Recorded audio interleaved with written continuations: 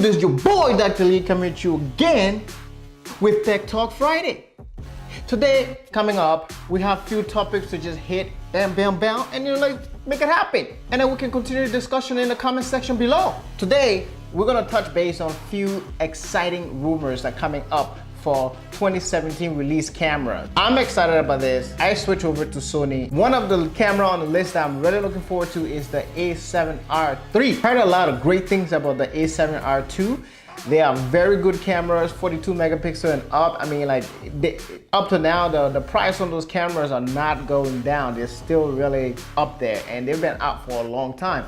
But Sony is going to be releasing an update for that. Now, these are just rumor. Nothing is set in stone. That's just what we're hearing. That might happen. So take all of these grain of salt kind of deal. All right. The Canon C100 Mark III. Now, this camera is a beast. Here are a few of the specs that are supposedly this camera is supposed to be getting released with. 4K video recording up to 60 frames per second. That's good right there. And you know, you'd be paying a lot for that, but coming from Canon, they produce some pretty good cameras, I have to admit. Just lately, they've kind of been slacking off a little bit, but the high-end camera is where they are putting most of their attention at currently. So this thing, 60 frames per second in 4K, 1080p, 120 frames per second in 1080p. It has a super 35mm CMO sensor. That's pretty good right there. It also captures RAW with external recording. It's gonna come with a CFast and an SD slot reader as well.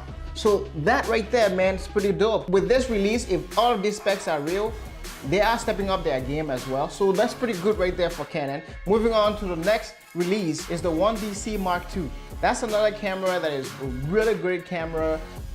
Some of the specs that this thing's supposed to be releasing in, which is it's ridiculous. 8K video recording at 30 frames per second, 4K up to 60 frames per second, 15 stop. Of course, it's going to be an E-mount. ISO go up to 409,000. It's going to come with dual CFast slot. Pretty good. Pretty good specs for that as well. Now, moving on to the next. This is from Sony. This is supposed to be releasing the A7R3.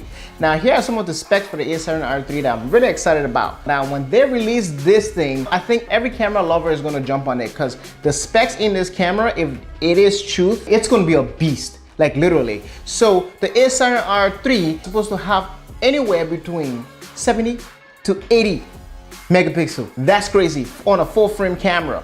Also, it's gonna be recording 60 frames per second in 4K and 120 at 1080p. We're gonna also have dual XQD memory slot. It's gonna be able to shoot unlimited RAW burst shots as well. So with all of those specs, especially what I'm excited about mostly is that 60 frame 4K and that 70 to 80 megapixel. That's ridiculous. In the comment section below, let me know exactly which one of these cameras that you're excited about and what are the cameras that you have heard that's going to be releasing. Let's continue this discussion in the comment section below. All right, moving on to the next topic. So Russia, they just revealed this futuristic Star Wars-like infantry armor.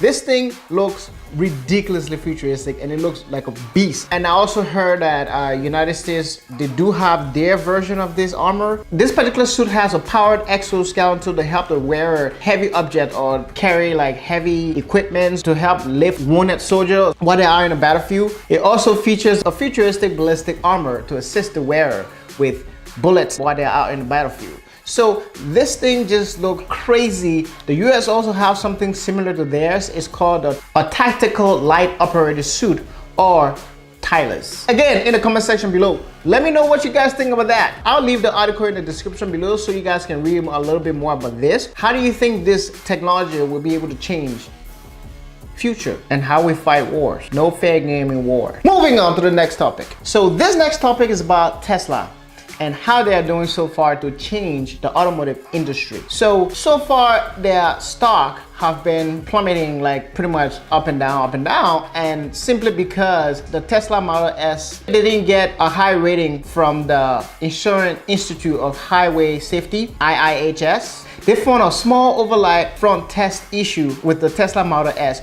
so they cited them over that. Tesla went back and they tried to fix that problem. Also, they changed most of the seat belt in their Model S just to increase that, but when it came back, they did the test, it was kind of like the same issue. So their rating still didn't go up. It stayed the same for 2 years in a row. And because of that, few investors started pulling away from Tesla.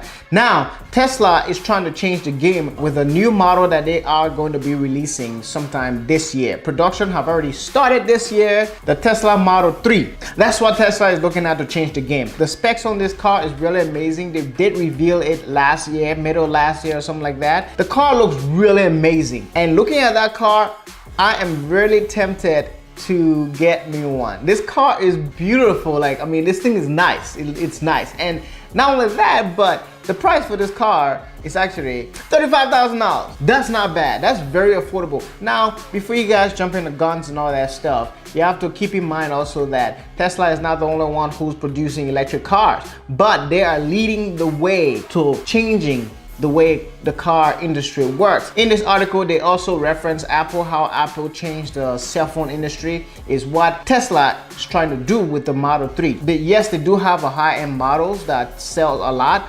Tesla game changer with the Model 3 is to reduce price with some pretty good specs so that it can attract a lot of people to be able to afford this technology. I'm excited about it. This is a Model 3. It's not going to come with most of those technology that the high-end model has, obviously, but it's an electric vehicle, and from the specs and everything that I've read about this car, it's going to be a beast. I really cannot wait to see how Tesla is going to change the car industry game with this Model 3. So this is it. Moving on to the next topic. So I came across this article. I just wanted to play these two videos for you guys to check it out. The first one is this professional hacker. His name is Kevin. He just gave out a few tips on what you can do to protect yourself from hacker or government agency. He also talked about how the government and hackers can literally use your cell phone camera to spy on you, including applications your loved ones can download on your phone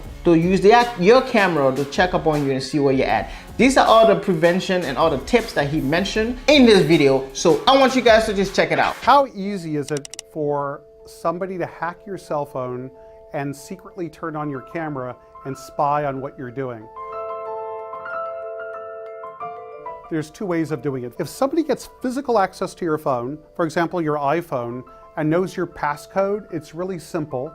There's software that you could buy over the internet for a few $100. One of the sites is called FlexiSpy, FLEXISpy.com, and you could turn on somebody's camera, or you could read all their SMS messages, even the ones they deleted. You could intercept their phone calls. So if they're calling somebody, there's a way that you could interject yourself into the call so you could actually eavesdrop on the communications. And scary enough, they could see your location. So it's almost like having a GPS tracker on you.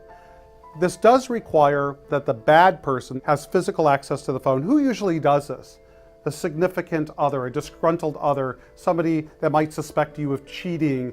The second way is remote exploitation, and that's usually law enforcement, FBI, nation state, national security agency. Exploits basically exploit vulnerabilities in software. And these exploits for iOS run for about $1.5 million or more. Android exploits are much cheaper because it's much easier to exploit an Android phone, so those only run about $200,000.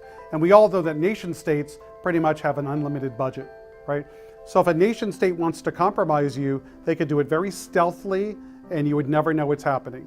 There's no way to detect that you have malware on your device. One of the things that you can do to protect yourself and to protect your privacy is always make sure you're running the latest version of iOS that Apple releases. Use a strong passcode on your cell phone and don't tell anybody. And if you ever suspect that your phone might be infected with malware, what you could do is you could just reload the firmware.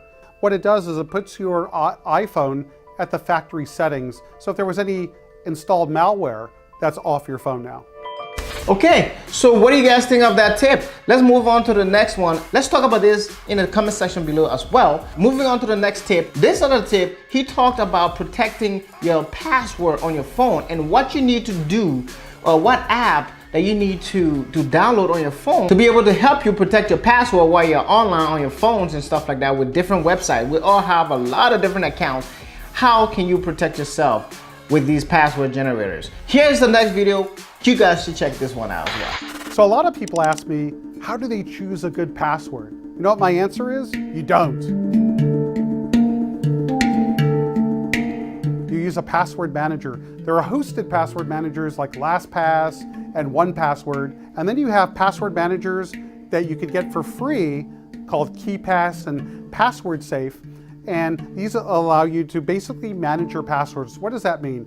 Imagine you go to a site, gmail.com, it will automatically generate a very secure password for you. Numbers, letters, symbols, just gibberish. And then every time you revisit the site, it automatically fills it in for you. It's so easy, you don't even have to remember your passwords.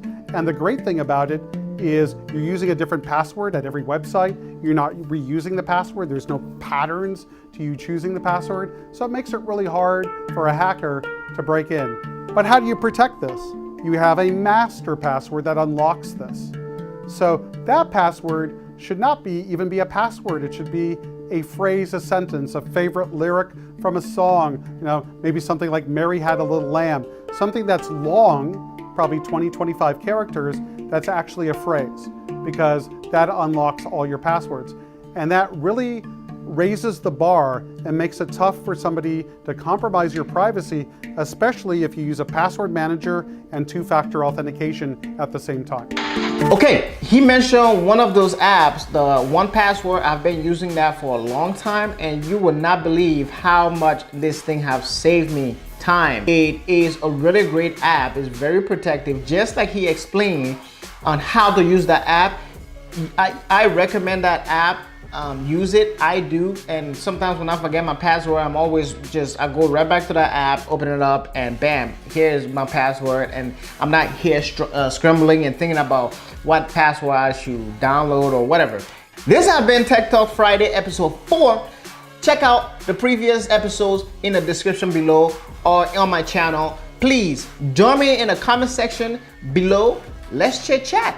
Let's see what happened. I'm gonna see you guys next week. Rate, comment, subscribe if you're new to this channel. You'll be helping me out a lot. Thank you for the support. Deuces.